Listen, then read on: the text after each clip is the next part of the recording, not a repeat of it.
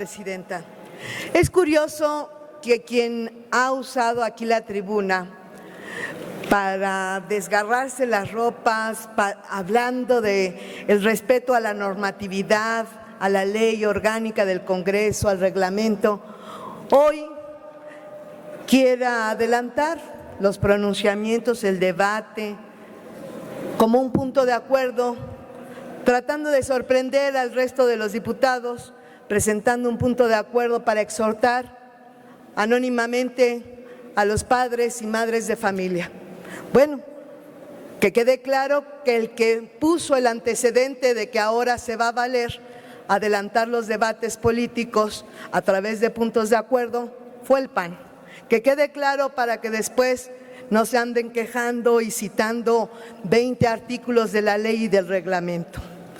Entrando en materia, es importante comentar que nosotros en Morena, con toda nuestra pluralidad interna, no sé por qué le empacha a alguien que la evolución de la política traiga muchos puntos de partida y construya y concilie ideas para construir una nación. Pero están los que se resisten al cambio y se han quedado en el partido del Sol Azteca, que quedó verdaderamente no quemado, achicharrado.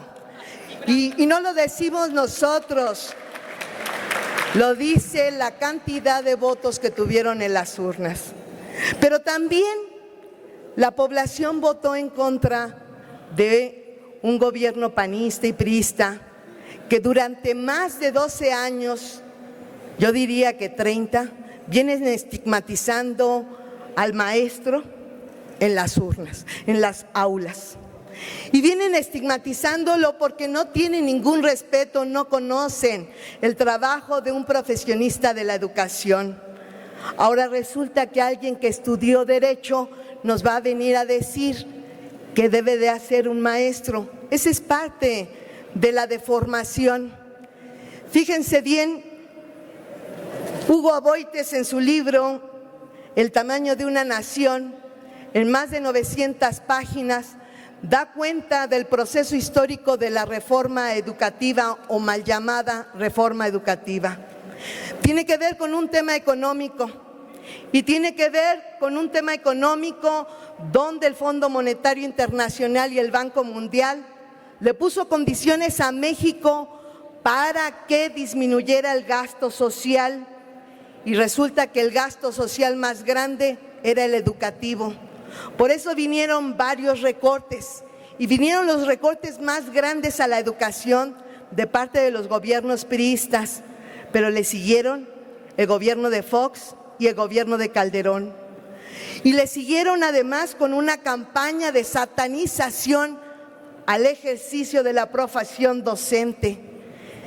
Trataron de vapulear al maestro y trataron de inventar instituciones que disminuyeran a capa y espada la labor profesional del maestro en las aulas. ¿Cómo no se iban a enojar los maestros si el presupuesto público fue utilizado para campañas publicitarias que disminuyeran su valor profesional? ¿Cómo no se iban a enojar los maestros si hay salarios diferenciados en la capital con maestros de la Federación y maestros también al servicio del Estado que tienen un sueldo más bajo? ¿Cómo no iba a haber enojo de parte de los docentes si hubo meses en que no les pagaron los gobiernos estatales a sus plantillas laborales de maestros? ¿Cómo no se iban a enojar los maestros si en los estados más pobres de la República pretendieron implementar la famosa o mal llamada reforma educativa, donde hay aulas, donde jóvenes, niños toman clases, los de sexto, los de cuarto, los de tercero, los de primero, en un mismo salón? ¿Cómo no se iban a enojar los maestros y a venir aquí a manifestarse en la Ciudad de México? Si no, llevaron años y años pidiendo presupuesto para mejorar condiciones materiales en donde dieran clase. ¿Cómo no se iban a enojar los maestros contra la reforma mal llamada educativa si el presupuesto que les quitaron a ellos, quitándoles mejores condiciones de trabajo, fue utilizado para darle presupuesto a un instituto que los persiguió y que pretendía posicionar en la opinión pública que no pasaban las evaluaciones educativas?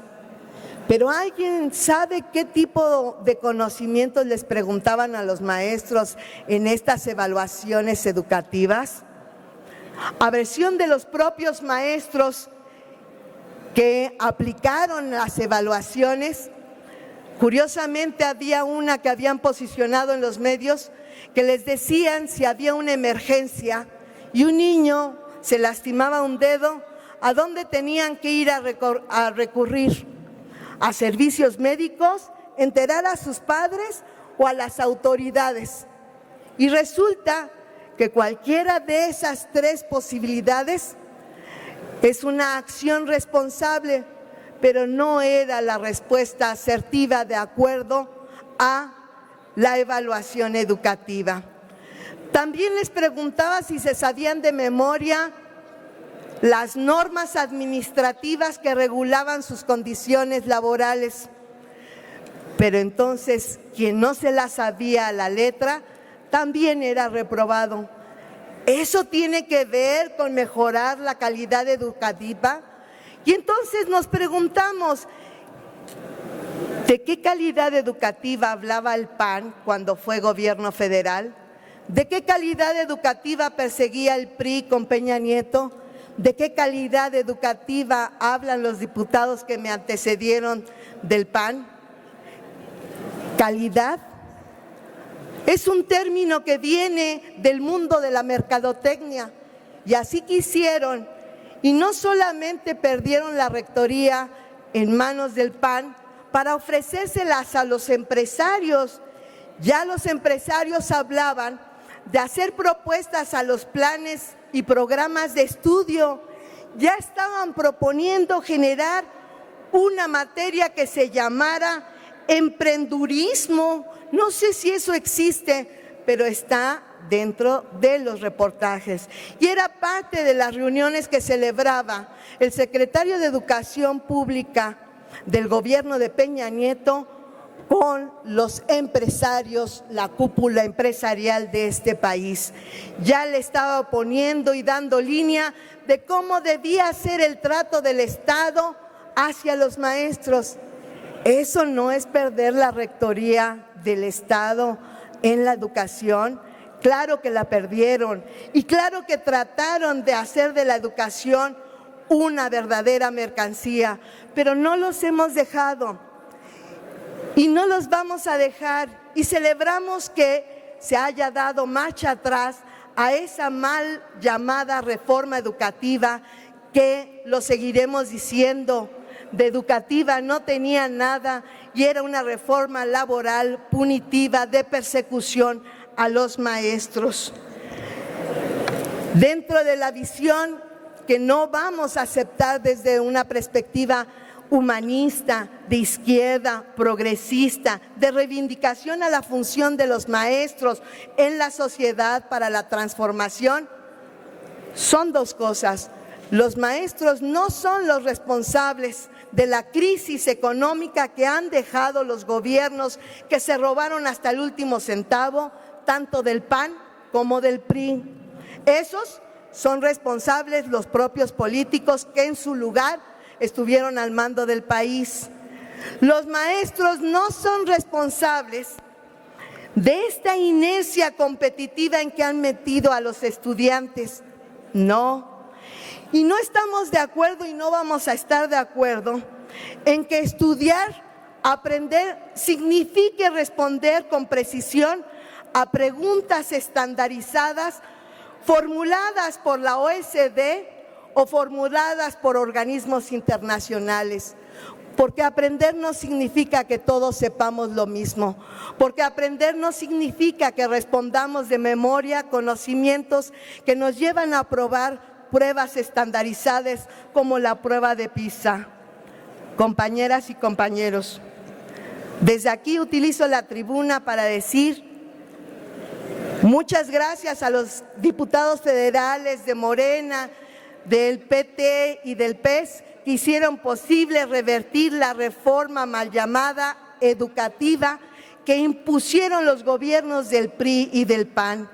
Celebramos que hoy se construyan a partir de estas reformas y de las nuevas leyes federales condiciones mejores para los maestros y que por primera vez durante 30 años exista un gobierno que reivindique la profesión del docente. Muchas gracias por su atención.